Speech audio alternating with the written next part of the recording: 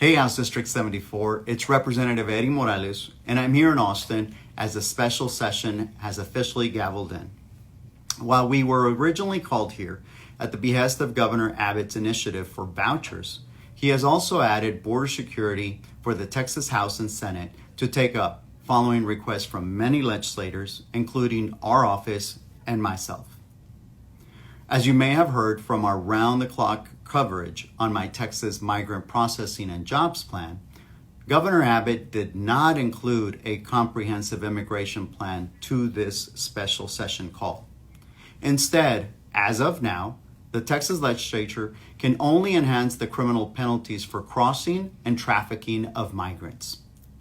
While I will be proud to support some of these measures as they make their way through the committees and onto the House floor, I fear that this is simply not going to do much good to curb the ongoing migrant crossings. Look, migrants are coming. They will continue to cross the border. There are tens of thousands making their way through Mexico and Central America right now. These individuals have decided to make a dangerous and daunting journey, leaving their friends, leaving their families, and leaving their livelihoods behind to seek the American dream. And many are simply leaving brutal dictatorships and economic depression. There's no amount of razor wire, buoys in the river, and criminal penalties on paper that are going to deter these people. Frankly, those same laws would not deter you or me if the roles were reversed and your family and children were hungry and needed a better way of life. It is crucial that in the absence of the White House and a Congress, a body who is in chaos, who cannot even pick a speaker right now, Texas must step up and put forth a comprehensive and humane plan to address this crisis. Our communities have been at the front lines of this search for 3 years. If we don't address this, it's going to continue for years to come.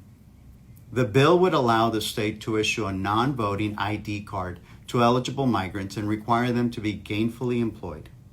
Migrants crossing into Texas would have to pay a $2,000 initial processing fee, annual renewal fees, and a state migrant income tax to ensure that migrants are paying into the system and not taking benefits from Texas residents and citizens alike. At a time where the state has allocated $9.5 billion into border security, this proposal would generate over $5 billion in initial processing fees alone in the first year. To those detractors that argue this proposal would greenlight migrants to come, the reality is that they are here already and they are coming regardless of this proposal, and the country has to recognize our asylum laws. Deterrence has not worked, and we continue to see increases in migrant crossings. The governor's plan is not working on the border, and we need to do more. The border continues to be wide open, and pointing fingers does not resolve the issue.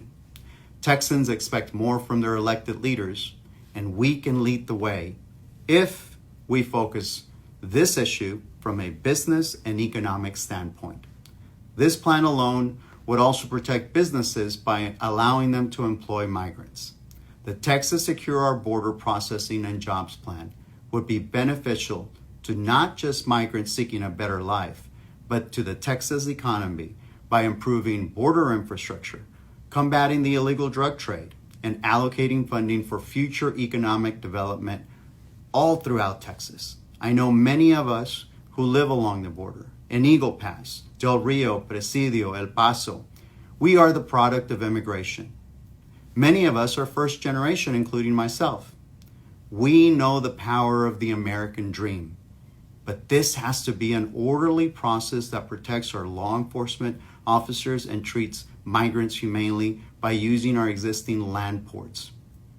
Following the calls of the media, constituents, and many Republicans and Democrats whom I've discussed this proposal with, I strongly encourage the Homeland Security and Public Safety Committee or the State Affairs Committee, wherever this bill may land, to take up a public hearing on my proposal.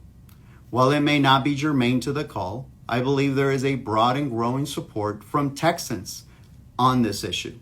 Until then, I will keep you updated on social media with all of the developments that happen during this special session. Be sure to follow us on Facebook, on X, or on Instagram to stay in the loop. And you can also follow us on moralesfortexas.com. Thank you. Your State Representative Eddie Morales from Texas House District 74.